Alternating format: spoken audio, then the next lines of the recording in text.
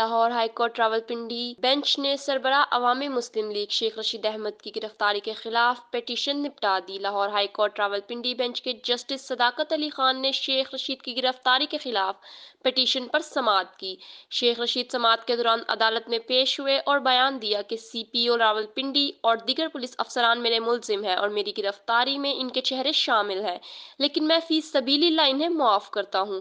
شیخ رشید کے بیان پر عدالت نے ان کی گرفتاری کے خلاف دائر پٹیشن نمٹا دی۔ میڈیا سے گفتگو کرتے ہوئے سابق وزیر داخلہ نے بتایا کہ آج عدالت میں میری گرفتاری پر سماعت ہوئی اور اس حوالے سے پٹیشن میں جو کچھ لکھا تھا وہ بالکل درست ہے۔ شیخ رشید نے کہا کہ سارا کام راولپنڈی پولیس نے کیا ہے، انہوں نے نابالغ بچوں کو بھی معاف نہیں کیا۔ میری گرفتاری کے پیچھے سی پی او کا چہرہ چھپا ہے۔ گرفتار مجھے پولیس نے کیا لیکن بدنام دوسرے لوگوں کو کیا گیا۔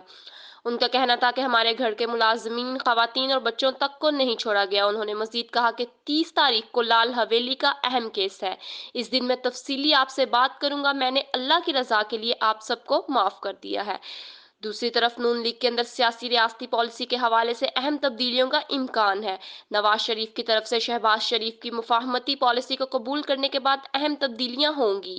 مفاہمتی پالیسی کے تناظر میں ریاست اور سیاست کی الگ الگ ہر شعبہ زندگی سے متعلق کمیٹیاں بنانے کی تجویز دی گئی ہے۔ پارٹی کے سینئر سیاستدانوں اور ریٹائرڈ جرنیلوں پر مشتمل 4 رکنی اعلیٰ کمیٹی قائم کر دی گئی ہے۔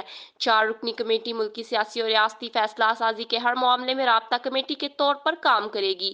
پارٹی کی مرکزی قیادت کسی بھی ایشو پر فیصلے کے لیے کمیٹیوں کی سفارشات کی روشنی میں فیصلہ کرائے گی۔ رابطہ کمیٹی کی طرح خارجہ، معیشت، قانون، قرض، ہر شعبے کی الگ الگ کمیٹیاں بنانے کا فیصلہ کیا گیا ہے۔